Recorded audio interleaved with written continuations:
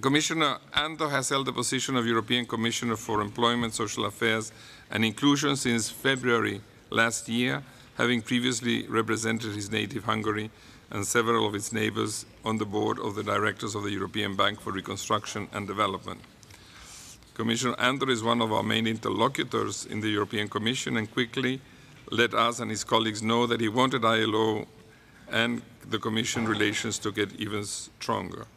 He was an early and strong supporter of our efforts to place decent work at the heart of the recovery, not least because that is exactly what he is trying to do in the European policy discussions. And Commissioner Andor certainly has a strong background in analytical and all that has to do with the idea developments behind the issues that he's now dealing with.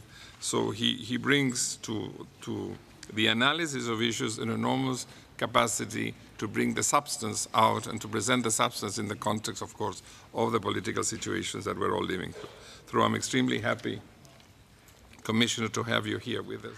The prospect for employment recovery for the EU in total is not positive.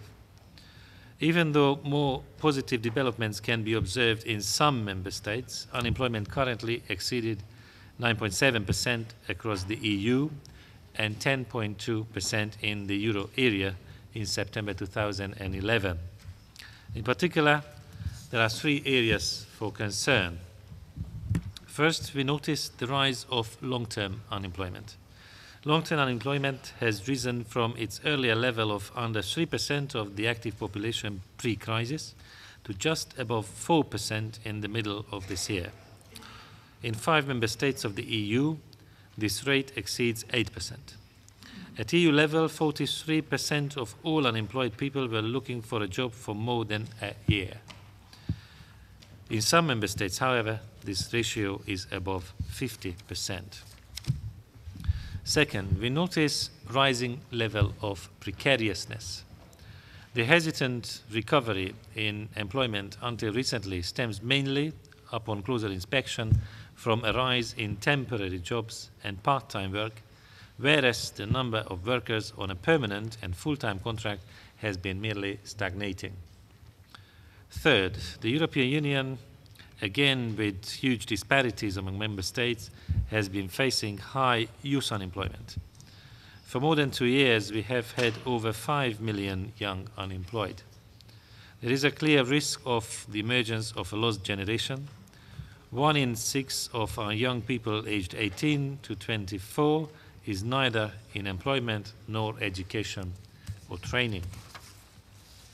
As you all know, the European Union and its member states are confronted with the complex interplay between the fiscal policy, the growth outlook, the strengths of the financial sector, and the market assessment of these variables. Fiscal policies have to walk a fine line between the needs of the economy and concerns about the health of public finances. Developments have also put on trial the concept of a monetary union between national states without a sufficient degree of integration of fiscal and economic policies. Of course, only the future will tell whether decisions taken by the European summits in the end of October will enable the European Union to turn a corner. But, and I speak as a member of the European Commission, I take the view that the EU has taken substantial and solid steps to getting back on a path to growth. As we in these weeks prepare for the second European semester with weaker growth perspectives, policymakers need to look for structural measures which improve growth but do not derail fiscal consolidation. Moreover, the current economic environment of austerity calls for reinforced focus on job creation in order to support an economic rebound. It is obvious that European countries that are facing more severe fiscal and external imbalances need to make and implement courageous decisions on far-reaching structural reforms under conditions of extreme urgency. However, measures will only be sustainable if widely supported. The Commission therefore encourages the governments of all programme countries to consult the socio-economic stakeholders and social partners and to the extent possible find consensus as to the measures to be implemented. This approach is at the core of the European social model and of the decent work agenda. To this end, the Commission is closely following the work of the ILO supervisory bodies on the application of labour standards and is committed to continuing its exchanges with the International Labour Office. Commission services and a delegation of the International Labour Office met, as recommended by the International Labour Conference 2011 in mid-October. All partners in the EU need to take the constraints we are facing very seriously, both in terms of fiscal scope and of dealing with broader imbalances, but also in view of the long-term trends such as aging, for example. We therefore need to consider different policy options. First, we will have to take measures aimed at decent incomes for everybody. Governments need to use the redistribution and legal tools at their disposals in any effective way, and social partners have a key role to play. At the same time, we need to take measures to combat precarious contracts that do not allow people to earn a living income. Second, I take the view that we need to look at measures at the revenue side as well. This could include shifting part of the tax burden away from labour. And as you know, the European Commission has also put forward a proposal for introducing financial transaction tax. We will also need to optimize the use of the European structural funds. These funds, notably the European Social Fund and the European Regional Development Fund, are the EU's most powerful financial tools for supporting structural reforms.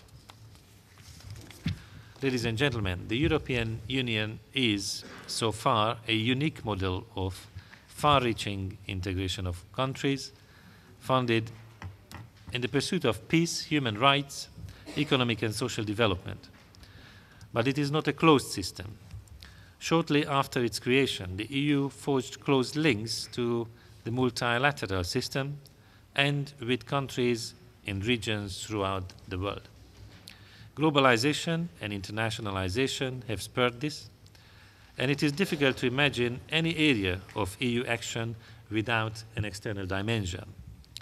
Witness the recently adopted Commission initiative on corporate social responsibility that links the European dimension to the discussions and instruments at international level. Partnership between the ILO and the Commission has been a major catalyst for the development of the external dimension of social and employment policies. The decent work agenda has notably played a great role by providing a universally shared understanding of the ingredients for shaping socially sustainable globalization. It takes up the conviction on which the European social model is based, that social and economic development cannot be separated from one another, and that functioning and genuine social dialogue is needed to sustain it.